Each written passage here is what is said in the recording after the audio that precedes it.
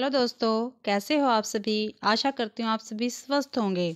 मैं आप सभी का अपने चैनल हिंदी क्लासेस में बहुत बहुत स्वागत करती हूँ। तो आज हम करने जा रहे हैं रीतिकाल। क्या करेंगे भाई? रीतिकाल। मैंने आदिकाल और भक्तिकाल की वीडियो आपको प्रोवाइड करवा दी है, वो मेरे चैनल पे है, आप जाकर विजिट कर सकते हैं। ठीक है भाई, आज हम क्या करेंगे फिर? रीतिकाल। ठीक है, रीतिकाल का नामकरण देखते हैं भाई। सबसे पहले कभी किसी विद्वान ने क्या क्या रीतिकाल का नामकरण कर रखा है वो देखते हैं। शुक्ल जी ने रीतिकाल को रीतिकाल ही कहा है। मिश्र बंधु ने क्या कहा? रीतिकाल को अलंकृत काल कहा है। क्या कहा भाई? अलंकृत काल। विश्वनाथ प्रसाद मिश्र ने क्या कहा है? श्रृंगार काल कहा है।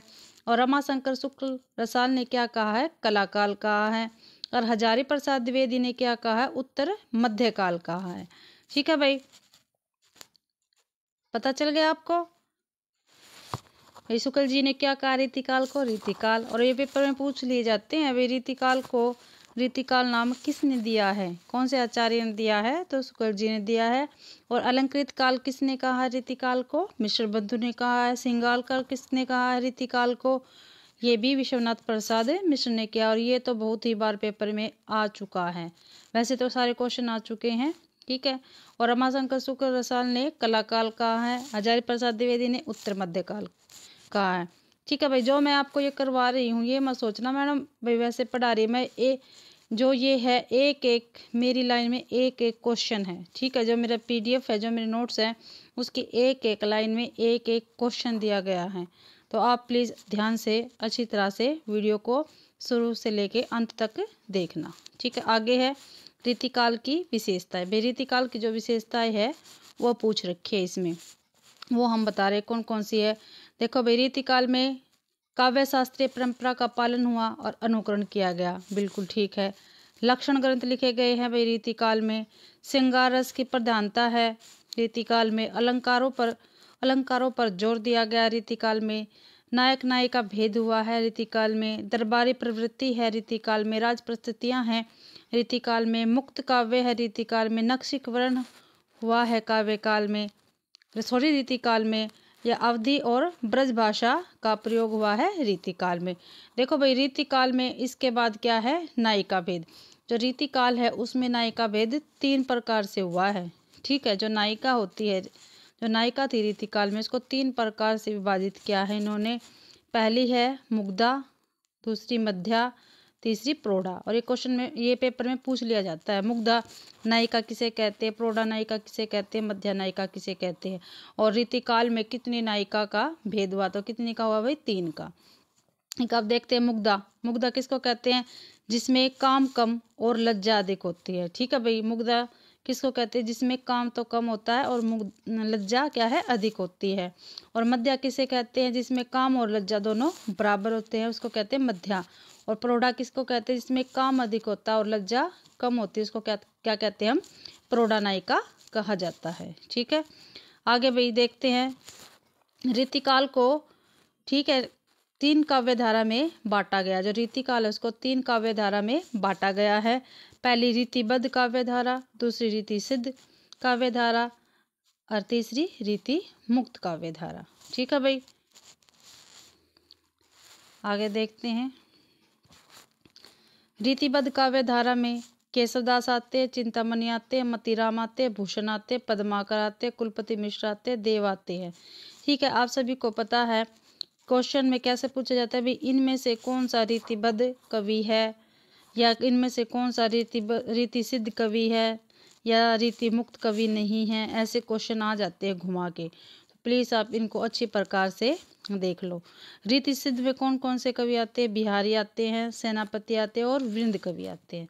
ठीक है, और रीति मुक्त में घनानंद आता है, आलम बोधा ठाकुर। ऐसे याद करो, घनानंद आलम बोधा ठाकुर या घनानंद बोधा आलम ठाकुर। ठीक है, ये रीति मुक्त की है। अब देखो किस कवि को भाई रीतिकाल का प्रथम कवि माना है। ठीक है, अब देखो रीतिकाल का पहला कवि, सीधा सीधा अगर आपसे पूछ लिया जाता है रीतिकाल का पहला कवि किसको कहा जाता है, तो सीधा केशवदास। केशव है ये भी, कैसल नहीं है, केशव। ठीक है, केशवदास। ठीक है, किसको? केशवदास को। भाई रीतिकाल का पहला कवि कौन है? केशवदास। कौन है? केशवदास। और शुक्ल जी के अनुसार अगर पूछ लिया जाए रीतिकाल का पहला कवि कौन है, तो चिंतामणि त्रिपाठी को माना है शुक्ल जी ने। किसको माना है? चिंतामणि त्रिपाठी को शुक्ल जी ने माना है। ये क्वेश्चन बार बार पूछा जाता है कि रीतिकाल का प्रवर्तक शुक्ल जी ने किसको माना है, तो किसको माना है? चिंतामणि त्रिपाठी जी को माना है। ठीक है भाई, देखो रीतिकाल में अलग अलग प्रकार से ग्रंथ लिखे गए। सर्वांग निरूपण ग्रंथ लिखे गए, छंद निरूपण लिखे गए, रस निरूपण लिखे गए, अलंकार निरूपण लिखे गए। ठीक है, तो मैंने एक जगह लिख रखे है सीधे सर्वांग निरूपण, ठीक है, छंद निरूपण। ठीक है, मैंने एक जगह इकट्ठे करके लिख रखे हैं। ठीक है, तो पहले करते हैं सर्वांग निरूपण ग्रंथ। ठीक है, तो पहला है कवि कल्पद्रुम। किसने लिखा? चिंतामणि जी ने लिखा है। देखो भाई, ये पेपर में मैंने जब आपको टीजीटी के करवाए उसमें भी आया है, और मैंने जो टीजीटी पीजीटी की सीरीज चला रखी है 100 क्वेश्चनों की मैराथन, उसमें भी क्वेश्चन आए हुए हैं। तो आप जो टीजीटी पीजीटी एस्टेट की चला रखी है उसको ये मत सोचो बस वो एस्टेट के लिए बेनिफिट है। वो जहाँ भी हिंदी साहित्य आता है, चाहे वो किसी भी स्टेट में हो, ठीक है, कहीं का भी हो, ठीक है, उसके लिए इक्वल इम्पोर्टेंट रखती है। तो प्लीज़ आप जाके उन वीडियो को देखिए जिससे आपको बहुत बेनिफिट मिलेगा।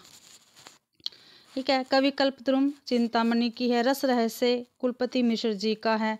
शब्द रसायन काव्य रसायन किसकी है? देव की है। और ये क्या है? सर्वांग निरूपण ग्रंथ है। भाई सीधे सीधे पूछ लिया जाता है भाई इनमें से कौन सा सर्वांग निरूपण ग्रंथ है या नहीं है। ठीक है, ध्यान से देखना आप सभी वीडियो को। काव्य सिद्धांत सुरती मिश्र का है। रस पीयूष निधि सोमनाथ की है। काव्य निर्णय भिखारी दास का है। कविता रस विनोद जनराज की है।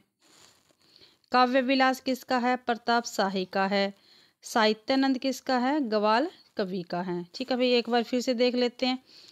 सर्वांग निरूपण कर देखो। कवि कल्पद्रुम चिंतामणि, रस रहस्य कुलपति मिश्र, शब्द रसायन काव्य रसायन देव, काव्य सिद्धांत सुरती मिश्र, रस पीयूष निधि सोमनाथ, काव्य निर्णय भिखारी दास, कविता रस विनोद जनराज, काव्य विलास प्रताप शाही, साहित्यानंद ग्वाल कवि। ठीक है भाई, इसके बाद देखते हैं छंद निरूपण ग्रंथ। जो छंद निरूपक ग्रंथ है वो देखते हैं। छंदसार किसका है? मतीराम का। किसका भी? छंदसार मतीराम का। वृत्त विचार किसका है? सुखदेव मिश्र का। वृत्त तरंगिणी किसका है? राम सहाय का। छंदोपिंगलम किसका? भिखारीदास का। ये क्वेश्चन काफ़ी बार पेपरों में आता है। आते तो ये वैसे सारे हैं, लेकिन मैं बस बता रही हूँ आपको। ठीक है, प्लीज़ इसको शुरू से लेके अंत तक पूरी वीडियो देखना आप। अगला है रस निरूपक ग्रंथ। ठीक है, जो रस निरूपक ग्रंथ है वो देखते हैं हम। ठीक है, रसराज मतीराम की है। भाव विलास भवानी विलास रस विलास किसकी है? देव की है। ठीक है, भाव विलास भवानी विलास रस विलास किसकी है? देव की है। रस सारांश और श्रृंगार निर्णय किसका? भिखारी दास का है। जगत विनोद किसका है? पद्माकर का है। व्यंग्यात कौमुदी प्रताप शाही का है। रस भूषण याकूब खां का है। नवरस तरंग बेनी परवीन का है। ठीक है भाई, फिर से देखते हैं। रसराज मतीराम, भाव विलास भवानी विलास रस विलास देव, रस सारंग और श्रृंगार निर्णय भिखारी दास, जगत विनोद पद्माकर, व्यंग्यात कौमुदी प्रताप शाही, रस पीयूष याकूब खां, नवरस तरंग बेनी परवीन। ठीक है, तो इनको कुछ याद करने की ट्रिक नहीं होती। आप इनको ना जितनी बार रिपीट करोगे, जितना अभ्यास करोगे, उतना ही आपको ये कविता और कवि याद होते जाएंगे। ठीक है, कोई ट्रिक से याद करवाता भी, हम तो बस अपना अभ्यास करते रहते, उससे याद होता। अगला है अलंकार निरूपण। अलंकार निरूपक कौन कौन से हैं? देखो भाई, ये कवि और इसकी रचनाएं। अब की बात कवि साइड लिखे हैं, रचना इधर। जसवंत का क्या है? भाषा भूषण। क्या है भाई? जसवंत सिंह ने क्या लिखा? भाषा भूषण। और ये अलंकार का ग्रंथ है। ठीक है, भूषण का है शिवराज भूषण। पद्माकर का क्या है? पद्माकरण। मतीराम का अलंकार 85 का और ललित ललाम। राम सिंह का है अलंकार दर्पण। दूल्हे कवि का है कविकुल कंठभरण। कविकुल कंठाभरण किसका है? दूल्हा कवि का। ठीक है, फिर से देखते हैं एक बार। जसवंत ने क्या लिखा है? भाषा भूषण। और ये क्या है? अलंकार है, अलंकार का ग्रंथ है, अलंकार निरूपण ग्रंथ है। भूषण का शिवराज भूषण, पद्माकर का पद्माकरण। ठीक है। मतीराम का अलंकार पंचासी का आया ललित ललाम। राम सिंह का अलंकार दर्पण। दूल्हा कवि का कवि कुल कंठा भरण। आगे देखते हैं। आगे भाई अब ये जो है हमारे रीतिबद्ध, ठीक है, जो रीतिबद्ध काव्य धारा है, ठीक है, उसके मैं जो आपको कवि है वो करवा रही हूँ रीतिबद्ध की। ठीक है, आज हम क्या कर रहे हैं, रीतिबद्ध। मैंने रीतिकाल के बारे में आपको बता दिया है। ठीक है, देखो रीतिकाल के बारे में बताया, इसका नामकरण बता दिया, रीतिकाल की विशेषता बता दी है। रीतिकाल में 3 प्रकार की निकाय का भेद है उनके बारे में बता दिया। रीतिकाल को 3 काव्य धारा में बांटे गया है, रीतिबद्ध, रीतिसिद्ध और रीतिमुक्त। ठीक है, रीतिबद्ध काव्य धारा के कवि बता दिए, रीतिसिद्ध के बता दिए, रीतिमुक्त के बता दिए। ठीक है, किसने प्रथम किसको माना, किस कवि को माना रीतिकाल का, वो मैंने आपको बता दिया। सर्वांग निरूपण ग्रंथ बता दिए मैंने आपको, छंद निरूपक ग्रंथ बता दिए हैं, रस निरूपक ग्रंथ बता दिए और अलंकार निरूपण ग्रंथ बता दिए हैं। ठीक है, केशवदास से रीतिबद्ध कवि क्या है हमारे शुरू हो जाते हैं। ठीक है, केशवदास देखते हैं भाई हम केशवदास। ठीक है, मूल नाम क्या है इनका, केशवदास का मूल नाम वेदांती मिश्र। ये काफ़ी बार पेपर में पूछा जा चुका है। मूल नाम क्या है केशवदास का, वेदांती मिश्र, और यूजीसी नेट में भी काफ़ी बार पूछा जा चुका है। और जो केशवदास थे वो कौन से संप्रदाय में दीक्षित हुए, ठीक है, निम्बार्क में। कौन से में, निम्बार्क में। और इनको केशवदास को अलंकारवादी आचार्य माना जाता है। कौन सा आचार्य माना जाता है, अलंकारवादी आचार्य। आगे है केशव के विषय में मत। ठीक है, जो केशवदास जी है उनके विषय में किस किस लेखक ने या कवि ने क्या क्या कहा है देखते हैं हम। ठीक है भाई, देखो मिश्र बंधु ने क्या कह दिया केशवदास को, भाषा का मिल्टन। क्या कहा है मिश्र बंधु ने केशवदास को, भाषा का मिल्टन। और शुक्ल जी ने क्या कह दिया है, कवि कठिन काव्य का प्रेत शुक्ल जी ने कहा है। और कवि हृदय नहीं मिला था। ठीक है, केशव को कवि हृदय नहीं मिला था, किसने कहा है, शुक्ल जी ने कहा है। ठीक है भाई, और नाभादास ने क्या कह दिया केशव को, उडगन कवि कह दिया है। क्या कहा है, उडगन कवि। ठीक है, विजयपाल सिंह ने क्या कहा केशवदास को, कोर्ट का कवि कहा है विजयपाल सिंह ने। और रामस्वरूप चतुर्वेदी ने क्या कहा है, छंदों का अजायब घर रामचंद्रिका को। जो केशवदास ने रामचंद्रिका लिखी थी उसको रामस्वरूप चतुर्वेदी जी ने छंदों का अजायब घर कहा है। और बच्चन सिंह ने क्या कह दिया केशवदास को, संस्कृत का क्लासिक पंडित। क्या कह दिया बच्चन ने, संस्कृत का क्लासिक पंडित। ये किसने कहा भाई, बच्चन सिंह ने कहा। फिर से देखते एक बार, मिश्र बंधु ने क्या कहा केशवदास को, भाषा का मिल्टन। शुक्ल जी ने क्या कहा केशवदास को, पहला तो कहा है कवि, भाई जो केशवदास है उनको कवि हृदय नहीं मिला। ठीक है, और कठिन काव्य का प्रेत कहा है। नाभादास ने केशवदास को उडगन कवि कहा है। विजयपाल सिंह ने कोर्ट का कवि कहा है केशवदास को। और रामस्वरूप चतुर्वेदी जी ने जो केशवदास की रामचंद्रिका है उनको छंदों का अजायब घर कहा है। और बच्चन ने केशवदास को संस्कृत का क्लासिक पंडित कहा है।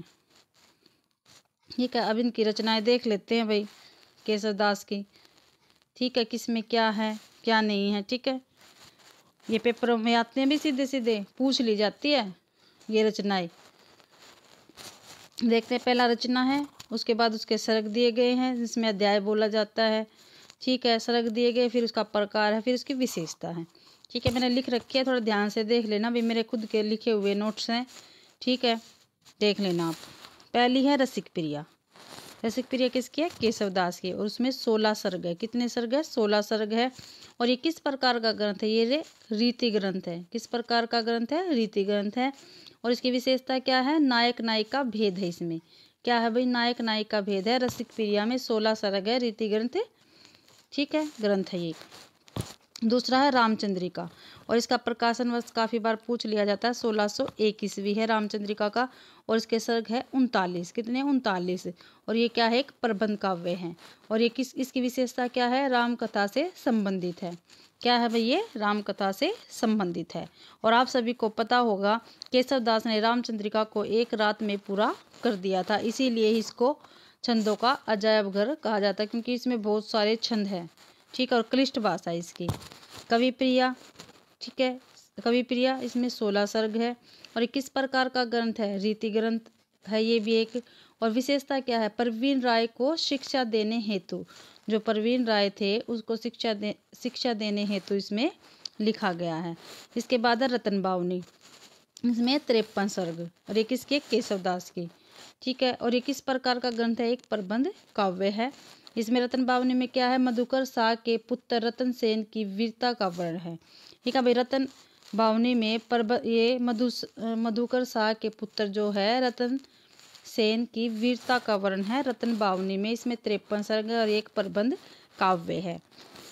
अगला है वीर सिंह देव चरित्र। वीर सिंह देव चरित्र किसने लिखा है? केशवदास ने लिखा है। और इसके 33 सर्ग है। ये एक प्रबंध काव्य है। ठीक है। और वीर सिंह की इसका वीरता का इसमें वर्णन है। उसके बाद है विज्ञान गीता। ठीक है। इसमें 21 सर्ग है। कितने सर्ग है? 21 सर्ग है। और विज्ञान गीता किसकी है? केशवदास जी की है। और ये भी क्या एक प्रबंध काव्य है।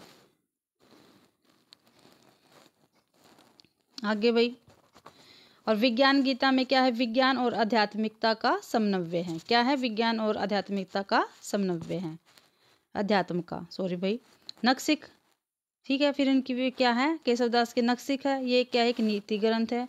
छंदमाल क्या है? ये भी एक नीति ग्रंथ है। इसके बाद आते हैं चिंतामणि त्रिपाठी जी। ठीक है। कौन आते हैं? चिंतामणि त्रिपाठी जी। चिंतामणि त्रिपाठी, देखो भाई इसकी रचनाएं। चिंतामणि त्रिपाठी की रचनाएं देखते हैं हम। रचनाएं है रसविलास, श्रृंगार मंजरी, कवि कल्पद्रुम, कविकुल कल्पद्रुम, रामायण, रामाश्वमेघ और छंद विचार पिंगल। ये किसकी है?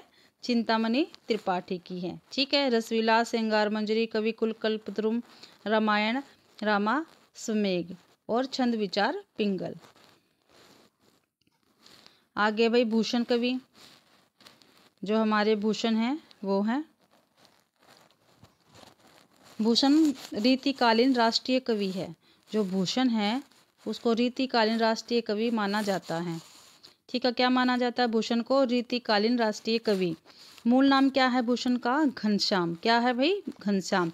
और इनको उपाधि क्या मिली है? रुद्र शाह सोलंकी ने इनको उपाधि दी थी भूषण की। ठीक है। नाम तो इनका क्या है? घनश्याम।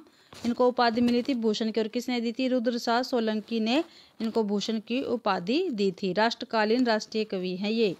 ठीक है भाई। उसके बाद देखो भूषण रचनाएं हैं भूषण दास की। ठीक है। शिवराज भूषण 105 अलंकार है इसमें।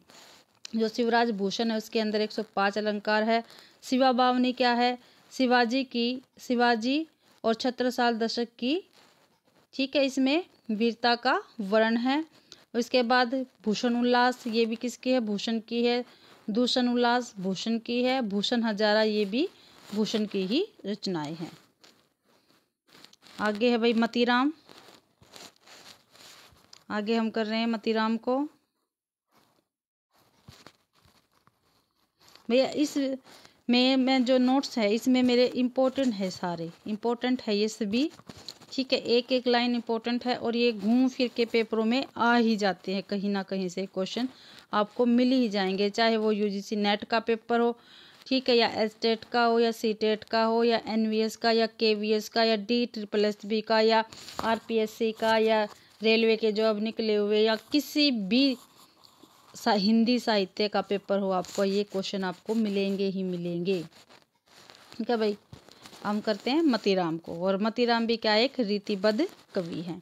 ठीक है। मतीराम की रचनाएं फूल मंजरी, ललित ललाम, वृत्त कौमुदी, अलंकार पंचाशिका, रसराज, छंदसार, मतीराम सतसई। देख लो भाई ये मतीराम की क्या है रचनाएं। और मतीराम क्या है? एक रीतिबद्ध कवि हैं। ठीक है। फूल मंजरी, ललित ललाम, वृत्त कौमुदी, रसराज, छंदसार, मतीराम सतसई और अलंकार पंचाशिका। देखो भाई मतीराम भाषा की नाड़ी पहचानते हैं। ठीक है। जो मतीराम है वो भाषा की नाड़ी पहचानते हैं। किसने कहा है? हजारी प्रसाद द्विवेदी जी ने। और ये कोटेशन आपको पेपर में हमेशा ही देखने को मिलती है, क्योंकि ऐसा नहीं हो सकता जो हजारी प्रसाद द्विवेदी से सवाल ना आए, ऐसा नहीं हो सकता रामचंद्र शुक्ल जी से कोई सवाल ना आए। अगर इनसे सवाल नहीं आया तो वो पेपर क्या है? व्यर्थ ही है। आगे हमारे कुलपति मिश्र, ठीक है, जो कुलपति मिश्र जी है ये भी हमारे क्या है कि रीतिबद्ध कवि हैं, ठीक है। इनकी रचनाएं देखते हैं। रस रहस्य, ठीक है, संग्राम सार, दुर्गा भक्त, तरंगिणी, मुक्ति तरंगिणी, ठीक है। ये कुलपति मिश्र जी की रचनाएं हैं। रस रहस्य, श्रृंगार सार, दुर्गा भक्त, तरंगिणी, मुक्ति तरंगिणी। आगे है देव कवि, ठीक है, ये भी काफ़ी इम्पोर्टेंट है हमारे लिए, इम्पोर्टेंट है भाई, इम्पोर्टेंट कवि है ये भी, ठीक है। ध्यान से देखना आप सभी। देखो भाई, देव और बिहारी किसने लिखा? कृष्ण बिहारी ने। बिहारी और देव किसने लिखा? लाला भगवान दीन ने, ठीक है, भगवान दीन ने, दीन आएगा, भगवान दीन ने लिखा, ठीक है।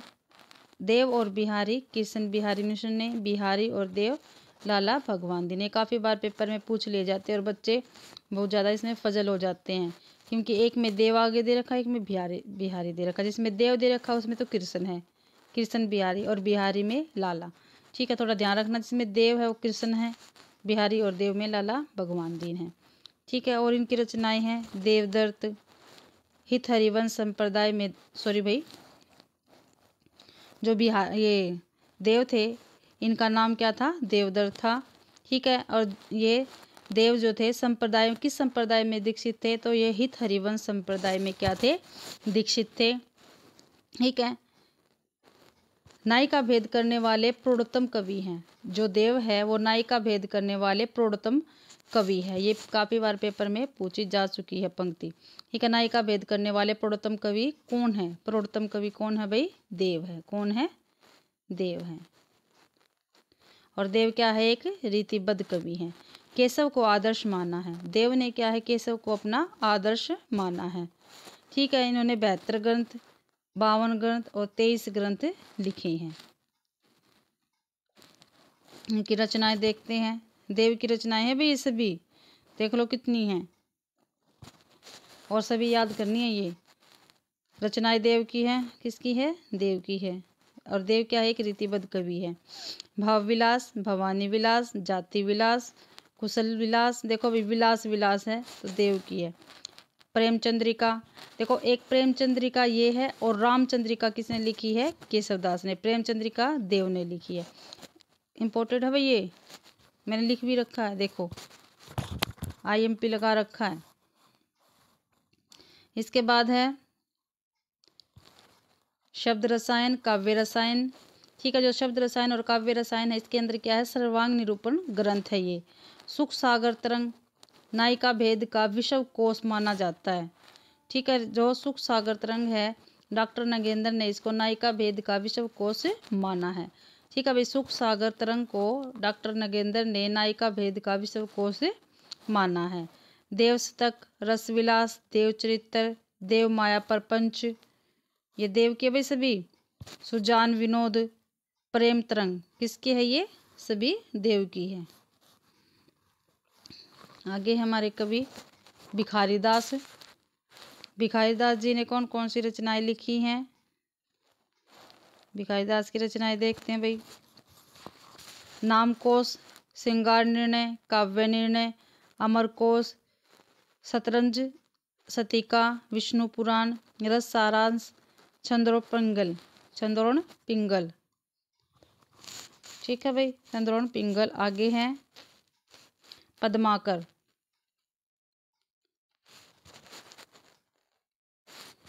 ठीक है। एक मैंने छोटी सी कोटेशन लिख रखी है। जो गंगा लहरी है वो पंडित राज जगन्नाथ ने लिख रखी है, ठीक है। अब पद्माकर है, इनकी रचनाएं देखो। हिम्मत बहादुर विरदावली, प्रताप सिंह विरदावली, पद्माभरण, जगत विनोद, कली पच्चीसी, अलीजा प्रकाश, सफुट छंद, प्रबोध पचासा, गंगा लहरी और रामायण राम रसायन, ठीक है। देखो भाई लिख रखी है गंगा लहरी, एक तो पद्माकर ने लिखी है और एक गंगा लहरी लिख रखी है पंडित राज जगन्नाथ ने, ठीक है। कंफ्यूज ना हो, मैंने इसलिए यहाँ पे भी लिख रखा है। अब इसके बाद भाई जो अन्य कवि है हमारे रीतिबद्ध के, ठीक है, वो है रीतिबद्ध के, जो अन्य कवि है वो लिख रखी है मैंने। ठीक है, इसमें देखते हैं। अन्य कवि में तोस है, तोस जी ने क्या लिखा है? सुधानिधि। सुखदेव है, वृत्त विचार, छंद विचार, फाजिल अली प्रकाश। सुखदेव मिश्र ने लिखा। जसवंत सिंह ने क्या लिखा है? भाषा भूषण, प्रबोध चंद्रो नाटक है। सोमनाथ ने रस पीयूष निधि, श्रृंगार विलास। लाल कवि ने छत्र प्रकाश, रसलीन ने अंग दर्पण और रस प्रबोध। अब देखो भाई, जो रसलीन जी है उनका पूरा नाम क्या था? सैयद गुलाम अली रसलीन। क्या था रसलीन जी का पूरा नाम? सैयद गुलाम अली रसलीन। बेनी परवीन ने क्या लिखा? श्रृंगार भूषण और नवरस तरंग। दुल्हे कवि ने कवि कुल कंठा भरण। ठीक है भाई। इसके बाद है याकूब खां, रसभूषण। रामसराय, वृत्तरंगिनी, अलंकार प्रकाश। ठीक है। प्रताप शाही ने श्रृंगार मंजरी, काव्य विनोद, व्यंग्यार्थ कौमुदी और काव्यांग विलास। ये किसने लिखे है? प्रताप शाही ने। ठीक है भाई, यहाँ तक हमारा रीतिबद्ध हो गया है। ठीक है, रीतिबद्ध काव्य धारा मैंने आपको करवा दी है। ठीक है, तो हम करने जा रहे हैं रीति सिद्ध काव्य। ठीक है, रीति सिद्ध काव्य के अंतर्गत भाई मैंने आपको बताया है हमारे 3 कवि आते हैं। ठीक है, उसमें से सबसे प्रमुख है बिहारी। क्या है? बिहारी। ठीक है, देखो भाई, सतसई परंपरा पर आधारित पहला ग्रंथ कौन सा है? हितरंगिनी। और ये किसका है? कृपाराम का। ठीक है, आप सभी को पता है बिहारी सतसई जो है, ठीक है, उस पर पहला सतसई परंपरा पर आधारित पहला ग्रंथ कौन सा है? हितरंगिनी। और वो किसका है? कृपाराम का। ठीक है, जो बिहारी है वो किसके आश्रयदाता थे? ठीक है, जो बिहारी थे वो महाराजा जयसिंह के आश्रयदाता कवि थे। ठीक है, यानी महासिंह, जो महाराजा जयसिंह है उनके दरबार में बिहारी जी रहते थे। ठीक है, फिर इन्होंने बिहारी सतसई की रचना की। ठीक है, उसमें 713 और 719 दोहे हैं। ठीक है, कहीं कहीं पे 713 भी माने गए और 719 भी दोहे माने गए हैं। आज तक कभी ऐसा नहीं हुआ जिसमें पेपर में पूछा जाए कि बिहारी सतसई में कितने दोहे हैं और दोनों ऑप्शन हो। नहीं, एक ही ऑप्शन मिलेगा, चाहे तो आपको 713 मिलेगा या आपको 719 दोहे मिलेंगे। ठीक है, फिर 600 दोहे श्रृंगारिक है। देखो भाई, जो बिहारी सतसई है इसके अंदर 600 दोहे तो क्या है? श्रृंगारिक है। और अन्य दोहे क्या है? नीतिपरक है। ठीक है, जो बिहारी सतसई है उसके अंदर 600 दोहे श्रृंगारिक है और जो अन्य है वो क्या है? नीतिपरक दोहे हैं। ठीक है,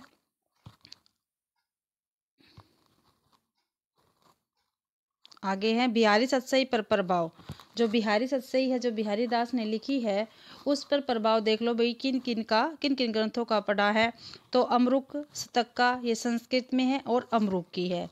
गाहा या गाया सप्तशती, ये प्राकृत भाषा में है और हाल द्वारा लिखी गई है। आर्य सप्तशती, ये संस्कृत भाषा में है और गोवर्धन ने लिखी है।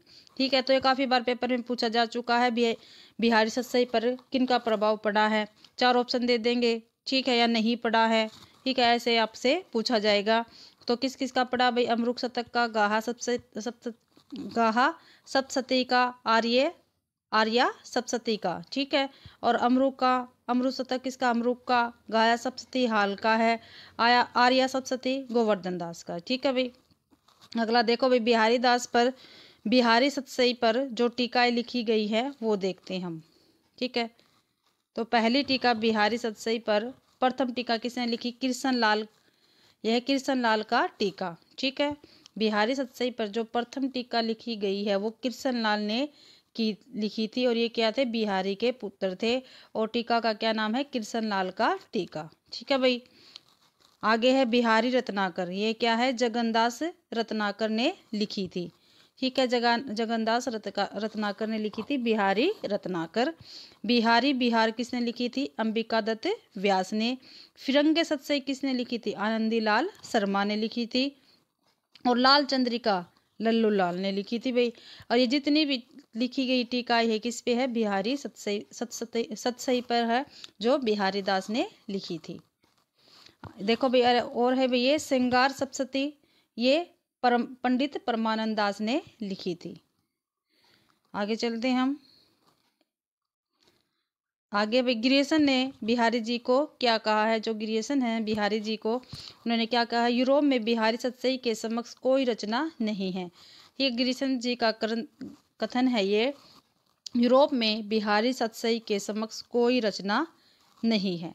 ठीक है, आचार्य शुक्ल जी ने क्या लिखा है, यदि प्रबंध काव्य विस्तृत वनस्थली है तो मुक्तक एक चुना हुआ गुलदस्ता। IMP है ये क्वेश्चन। ठीक है, वेरी वेरी इंपॉर्टेंट। मैंने आप सभी को बताया, जितने भी मेरे नोट्स में है, ये मत सोचो मैडम डीपली करवा रहे भाई, वो करवा रहे बस बुक में से लिखा और मैडम पढ़ाने लग रहे हैं। मैंने आपसे पहले भी कहा, जो मेरे नोट्स है उसकी एक एक लाइन में एक एक क्वेश्चन है हिंदी साहित्य का। तो प्लीज़ मेरी क्लास को शुरू से लेके अंत तक देखना, और मेरी जीप पे मजाक और भी ये कभी कभी टंग हो जाती है, ठीक है, फिसल जाती है, तो इसके लिए मैं आप सभी से माफ़ी चाहती हूँ। ठीक है, और मेरी क्लास को पूरा देखा करो भाई। ठीक है, क्या है, क्या कहा शुक्ल जी ने, यदि प्रबंध काव्य विस्तृत वनस्थली है तो मुक्तक एक चुना हुआ गुलदस्ता है। ये आचार्य शुक्ल जी ने कहा है और बिहारी सतसई के विषय में कहा है। ठीक है, नंदुलारे वाजपेयी जी ने क्या कहा है, यदि प्रबंध काव्य अंगूर का गुच्छा है।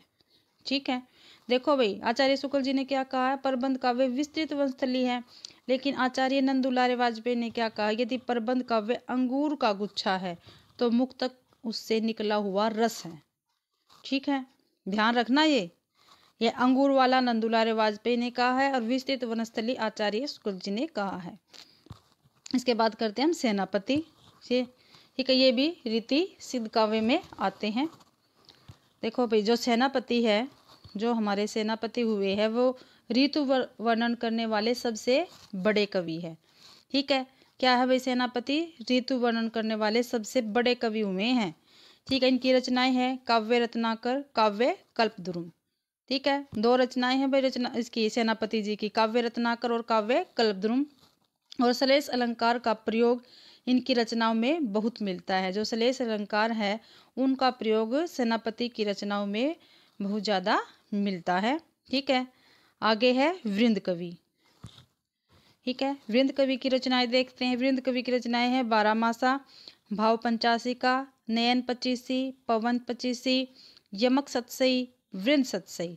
ठीक है, अब इसके बाद देखो भाई, अन्य कवि है जो रीति सिद्ध काव्य के अंतर्गत हुए हैं। तो रस नदी, रतन हजारा, नेवाज, शकुंतला नाटक लिखा इन्होंने, हट्टी जी श्री राधा सुधा तक, पजनेश कवि, पजनेश प्रकाश, नक्सिक और मधु प्रिया। बेनी वाजपेयी ने फुटकर छंद लिखे हैं। आगे है, इम्पोर्टेंट है ये, जो द्विज देव है भाई, इनका पूरा नाम क्या था, ये थे अयोध्या के राजा मान सिंह। ठीक है, जो अयोध्या के राजा या महाराजा मान सिंह हुए हैं उनका नाम द्विज देव पड़ा। ठीक है, इन्होंने क्या लिखा है, श्रृंगार लतिका और श्रृंगार बत्तीसी। ठीक है, क्या लिखा है द्विज देव ने, श्रृंगार लतिका और श्रृंगार बत्तीसी, और इनका पूरा नाम क्या है, अयोध्या के महाराजा मान सिंह। काफ़ी बार पेपर में पूछा जा चुका है।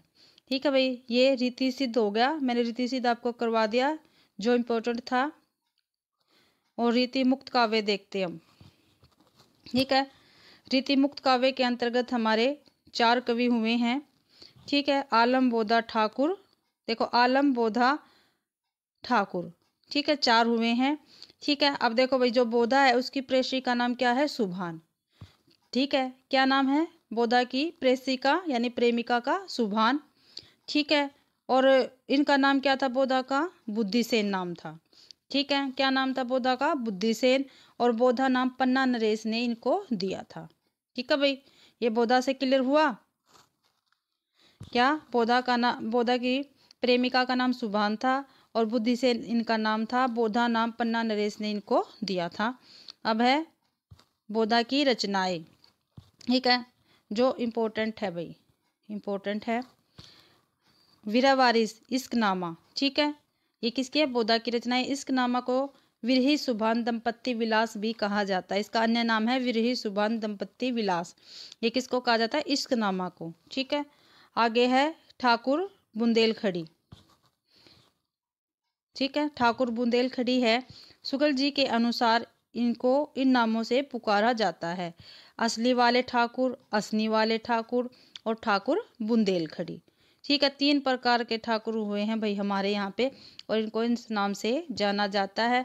और जो हम पढ़ रहे हैं ये रीति मुक्त काव्य में ये है ठाकुर बुंदेलखड़ी। ठीक है, तो शुक्ल जी के अनुसार 3 ठाकुर माने गए हैं, एक असली वाले ठाकुर, एक असनी वाले ठाकुर और ठाकुर बुंदेलखड़ी। तो हम ठाकुर बुंदेलखड़ी को ठीक है पढ़ रहे हैं।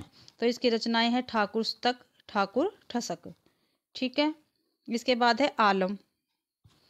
ठीक है, जो आलम है उसकी प्रेसिका क्या नाम है, प्रेमिका का शेख नाम रग जीन। ठीक है, रंगरेजिन। ठीक है, शेख नाम रंगरेजिन। ठीक है, इसकी रचनाएं हैं आलम की आलम केली, माधवानल कामकंदला, श्याम स्नेही और सुदामा चरित्र। ये इसकी रचनाएं हैं आलम की, आलम केली, माधवानल कामकंदला, श्याम स्नेही और सुदामा चरित्र। ठीक है, प्रेम की पीर या इश्क का दर्द इनके एक एक वाक्य में पाया जाता है। शुक्ल जी ने आलम के बारे में लिखा है, क्या लिखा बिस्कुल जी ने, प्रेम की पीर या इश्क का दर्द इनके एक एक वाक्य में पाया जाता है। आगे है घनानंद। घनानंद को देखते हैं भाई। घनानंद, ठीक है, जो घनानंद थे वो निम्बार्क संप्रदाय में क्या थे, दीक्षित थे। कई बार पेपर में पूछा जा चुका है भाई, जो घनानंद थे वो किस संप्रदाय में दीक्षित थे, किस में थे भाई, निम्बार्क में। ठीक है, और इनके आश्रयदाता कौन थे, मोहम्मद शाह रंगीले। कौन थे, मोहम्मद शाह रंगीले। और इनकी प्रेमिका का नाम इंपॉर्टेंट है सुजान, और मृत्यु नादिर शाह के सिपाहियों द्वारा हुई थी। ठीक है भाई,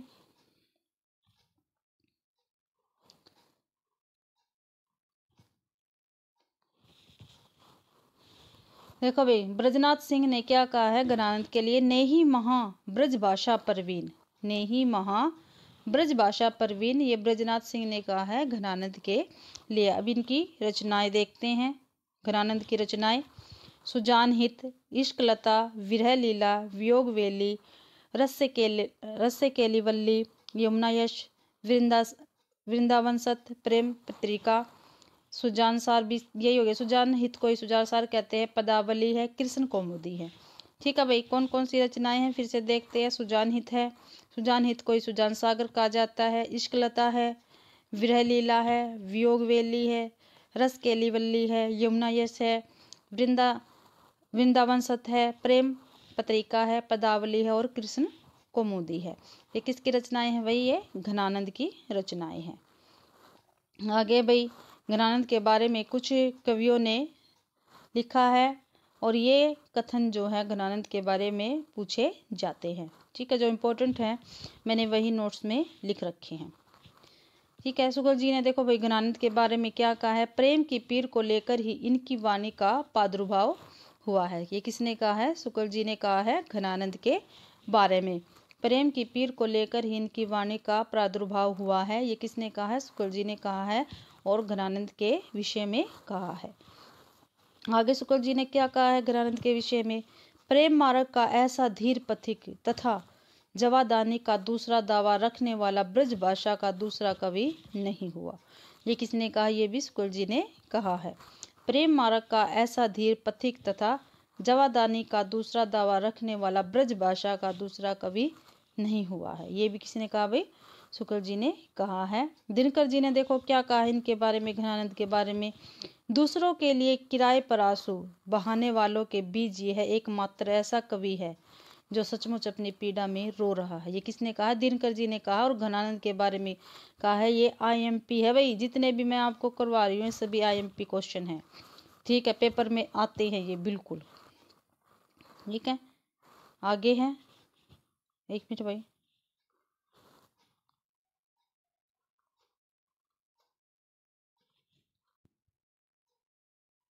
तो हाँ भाई यहीं पे हमारा रीतिकाल कंप्लीट होता है। मैंने आपको तीनों के बारे में बता दिया। जो रीति काव्य धाराएं हैं रीतिकाल में, रीतिबद्ध, रीति सिद्ध, रीति मुक्त। ठीक है, मैंने इसको आपको कंप्लीट बता दिया। जो इम्पोर्टेंट है मैंने वही अपने नोट्स में लिया है और वही आपको करवाया है।